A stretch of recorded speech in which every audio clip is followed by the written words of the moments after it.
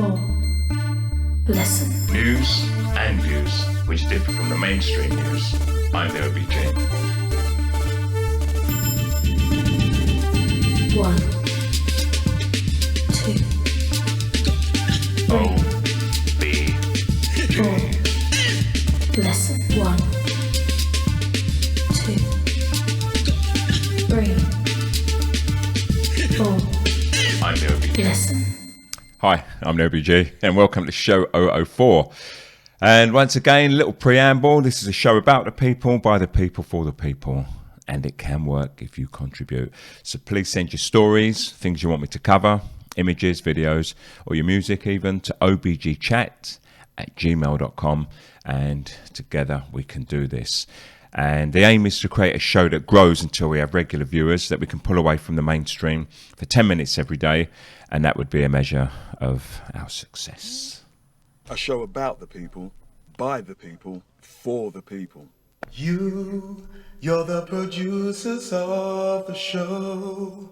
I just want to let you know. So, you are the producers of the show. And, everything that you contribute means that you're producing with me, and I'll put your names up in the titles, which is a place where everyone wants to be.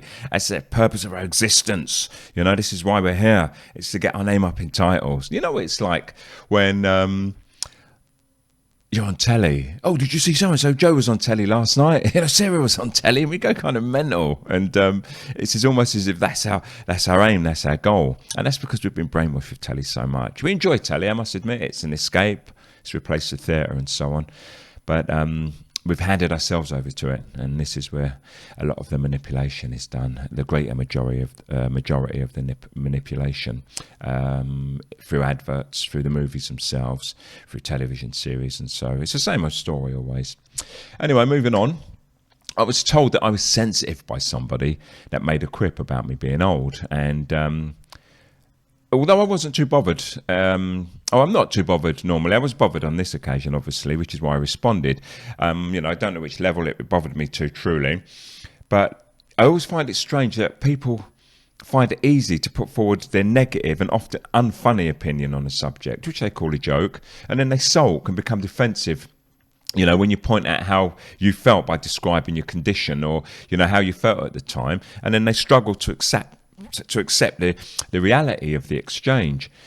And almost all comedy is based on a serious subtext. It's about real life, and even if it's not, there's a subtext there. And obvious observational comedy is an art form. You have to be good at that. For instance, when I say, like I could do with a chair, and then somebody guffaws and adds, "Oh yeah, you are old," or "Oh yeah, you are getting on though." And it makes me wonder why. Like in many other cultures, they don't just offer you a bloody chair and ask if you're okay. And anyway, I think it's a very English thing. And that reminds me also of another thing. This has happened to me about 3 times so far, and I've seen it. I'm guilty of it, so I'm English, by paper anyway. So I'm walking down the road with my friend. He's young, we have a laugh with each other and that. And I trip and almost fall, and his first reaction is, "Oh, you okay?" If that was in England, people are like, and we laugh at the fact that someone nearly tripped over. And we've got a very defeatist, let's put ourselves upon other people attitude in the UK. And it's almost as if the person is simply pointing out that they've got one up on you. And, it's a game that they have to win. So be nice. Save the funny for me. You not heard of the OBG? Big people talk, man. You need to get involved. You might even catch a blessing. So, I've got a couple of subjects tonight that I want to talk about, and I'll be ending on the Greta Thunberg expose, which I'm going to do as a 2-parter. I'll do part 1 tonight, and then I'll present part 2 on Sunday. Just bear with me a sec. Okay, so yeah, I lose my glasses, by the way, more or less every day. And the beauty of losing my glasses almost every day is finding them again. It's like almost like I've won something. And of course, there is a heartache, deep suffering of losing them every time I lose them. But I do found them, and I've spent countless hours crying and beating myself up for not remembering where I vowed to remember I'd put them. But I always find them. They're in the house after all. And when I do locate them, I'm left with the deepest feeling of elation. So, and did I call that a first world problem? I have to see that on the rewind. But talking about first world problems, stop it. First worlders use the term so that they can excuse their bad behaviour, and it's as if it gives them licence to actually moan about something trivial whilst excusing it under the guise of a joke. And, you know, there is just one world, and there can be only one. So, let's talk about it. Right, so, topic number one. The middle-class boys I know are a right funny bunch.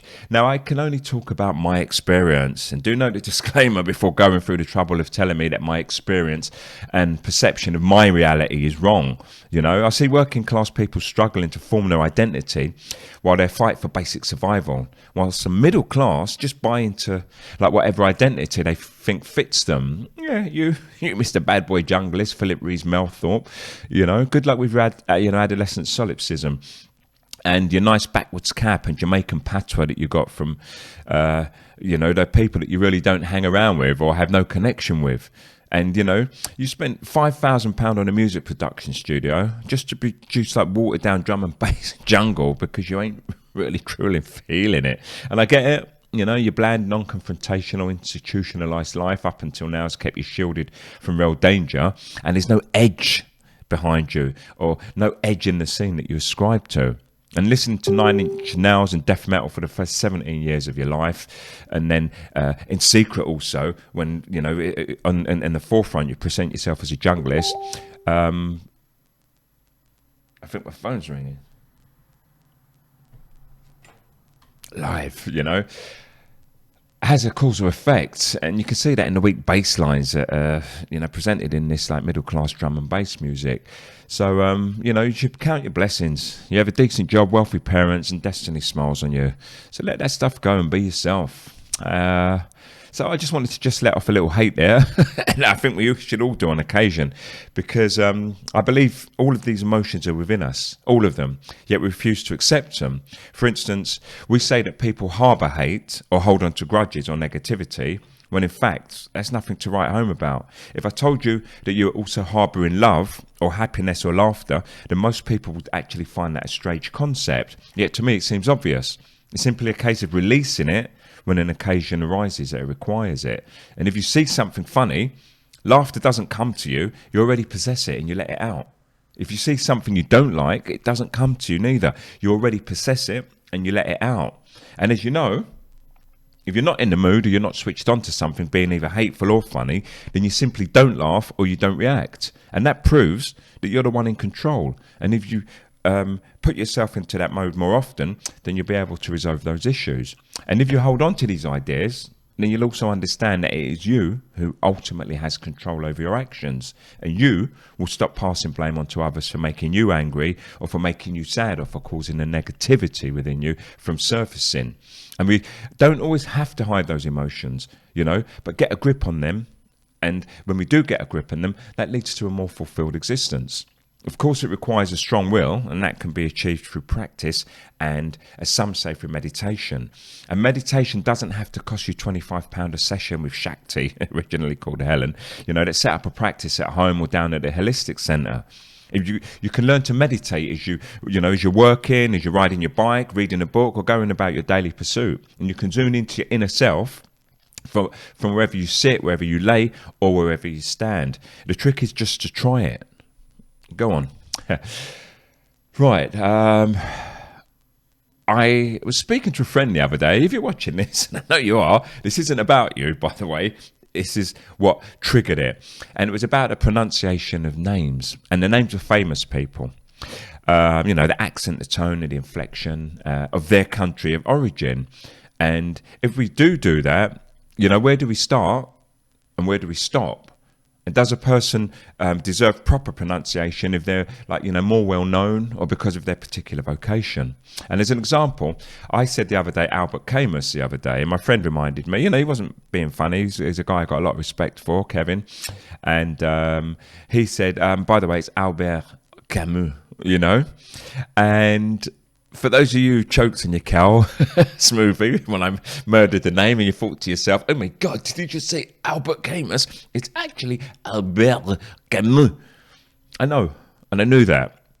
But we don't expect French people to say Shakespeare instead of Shakespeare every time. It's a difficult thing. It's very difficult. You know, yes, you know, I say Descartes instead of Descartes. And, you know, what are the rules?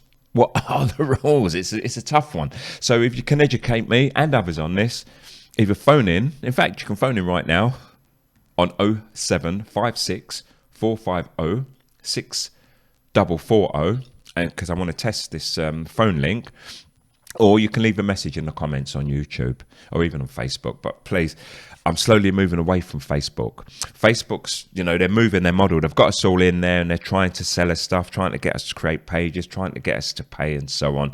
And if you like these videos on Facebook alone, then it gives Facebook the attention alone.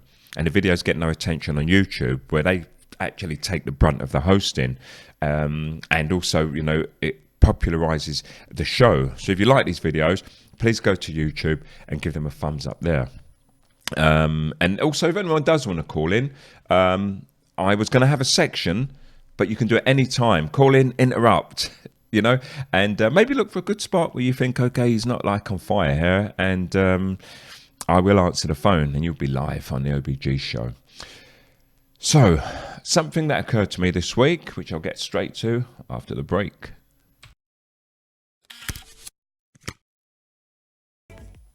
Okay, so the question on everyone's lips: where is Greta Thunberg? Right, now I'm looking a little bit smug because we told you that this was going to happen. I was one of the early people who got on. I'm not showing about the fact I was early, but I think when you've got your eyes on the ball and you're always looking out for these things, and I don't mean that you're tense and you're living this life, you know, tinfoil hat, and you're wondering what's going on in the world. It becomes who you are. It's just like what people call intuition, you know, sixth sense, whatever name you give to it, you become good at it. And as soon as the Greta Thunberg expose, she was exposed to the world, I was like that. I smell a rat. And then I started looking at the key players and I thought, no. This is too good to be true. There's been young women all over the world of all ages fighting for rights, fighting for freedom, fighting for justice. And, you know, you never hear their voice. If you do suddenly hear their voice, it's often because they're stood beside a politician or, you know, the mayor or someone who's just trying to gain some publicity. But I'm going to do a two-part expose on this starting today. So if you're active on social media, you have the habit of searching and scrolling through Google, who I wouldn't recommend, to see what's trending in the world, then it's close to impossible that you aren't familiar with Greta Thunberg. She's a 16-year-old Swedish girl with Asperger's who made her life's purpose to urge governments and large corporations to join her efforts and respond to the climate crisis that she believes Earth and humanity face in the immediate future. In the last year, Greta managed to secure a place on the global stage, making the world hear her as she pointed everyone's attention to what she thinks is perhaps a last call for us to act on the climate emergency that might actually be upon us. And she doesn't want you to be hopeful. She wants you to panic, as according to the science she believes in, we're facing a mass extinction due to close to irreversible climate change triggered by humans and post-industrial revolution living. Greta's age, her boldness, dedication and mental condition certainly inspired many not to only listen to what she says in her speeches and interviews, but to actually act on the supposed challenge in front of us. However, it simultaneously infuriated just as many people, the vast majority of who condemn her activism as scaremongering, and those around her, including her parents, as child abusers and manipulators who exploit a teenager with autism. And when one reads into the story, from how her obsession with climate change started to how she rose to stardom, with all the peculiar circumstances that surround her, you can easily understand why people were enraged. This was soon followed by groups of people that began calling other people bullies, old white misogynists and climate change deniers for attacking a teenage girl with autism and Asperger's disease. Boo-hoo. As an aside, once again, we see divide. So I'm not saying divide is necessarily not going to happen, but I'm always left wondering why people don't look for commonalities than simply join forces. And I truly think people want to be angry separatists, as it gives them an identity that differs from the mainstream and gives them license to their anger. And in some of her interviews, Greta states that she remembered how when she was 8, her and her classmates watched a documentary about climate change at school. And while the films caused fear in the classroom or during the session, once the class was over, all the kids seemed to have forgotten about it, except for her special condition. Greta simply couldn't let it go. She was terrified that the world would come to an end, and she couldn't quite comprehend why we did so little to prevent it from happening. And as you can see there, it's something that she's hooked on from very early in life. And the way reality that was presented scared her so much that when she was 11, Greta suffered a serious depression and refrained from eating, lost around 22 pounds in weight, and she even stopped talking.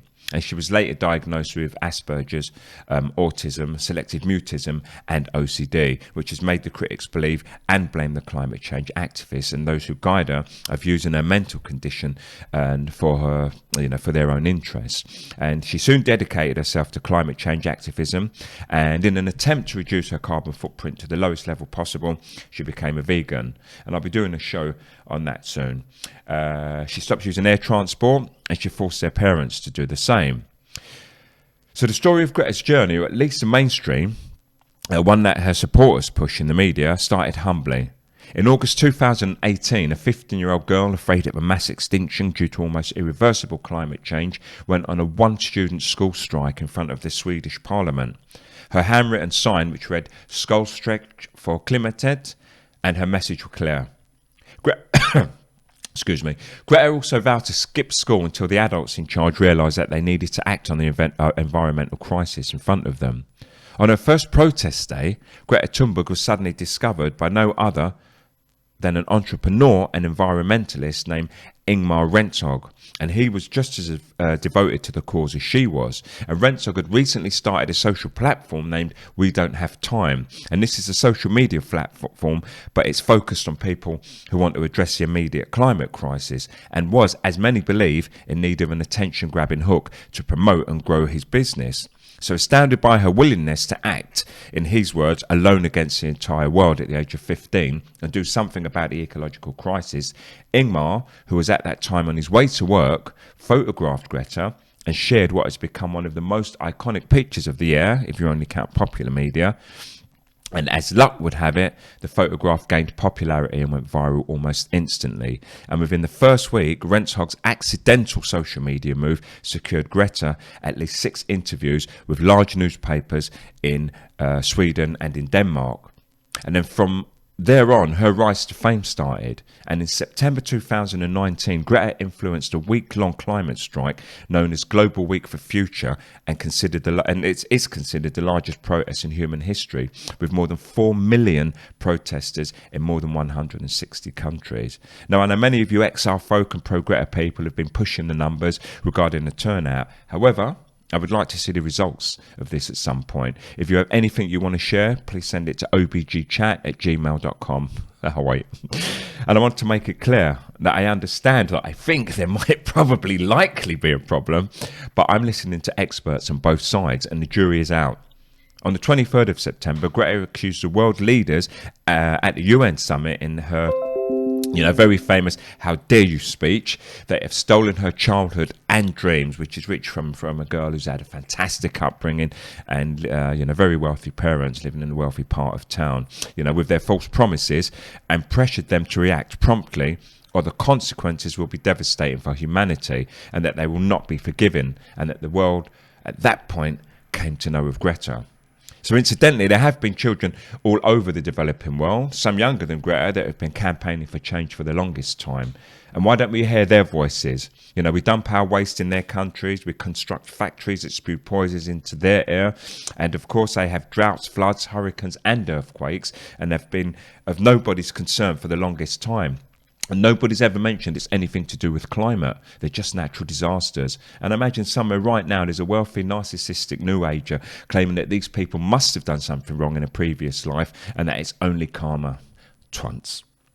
So climate change hysteria and the green capitalism, the puppeteers, a teenager and a girl on the autistic spectrum is the headline. The critics of Greta's activism and the climate change deniers, as some media outlets call them, unintentionally joined efforts to prove that the image of Greta as a teenage climate change warrior, and she was being portrayed in many media outlets as she was being portrayed, wasn't created by accident or organically at all. On the contrary, they believe that her road to one of the most influential figures in modern popular age was strategically engineered by lobbyists and green capitalists who, despite their ecological consciousness, are still very much like the people she excoriates in her speeches, elitists who at the end of the day care only about money and power. So with the help of investigative journalists, the critics dug for evidence regarding the beginning of Greta's rise to fame, and in doing so, they managed to uncover the connection between Ingmar Rettag and Greta's mother, the Swedish opera singer Malena Ernman. And according to their research, Ingmar and Malena, as well as Greta's father, Svante Thunberg, attended the same climate change conference known in the Climate Parliament just a few months before Ingmar had discovered Greta. So now, when you listen to Renthox, the guy who discovered his initial story, he suggested that he'd never met Greta nor her parents before, and that his passing in front of the Swedish Parliament was purely by chance. However, when confronted by the media, Ingmar admitted not only did he meet Malena, but he was actually tipped about Greta's one student protest in an email by Bo Theron, a fellow climate change activist, and according to some media outlets, a leader of the fossil-free Dasland Association. So we can see that these people were connected, and it isn't too hard to draw a conclusion as to their roles in this massive fabrication. I'll be covering part 2 of this little expose on Sunday's show. Do tune in. And on that one, love. I'm the OBG. 4. Listen. News and views which differ from the mainstream news. I'm the OBG. 1, 2, OBG. 4. Listen. 1, 2, 3, 4. I'm the OBG. Listen. Getting that button right is just a little bit hard. Okay.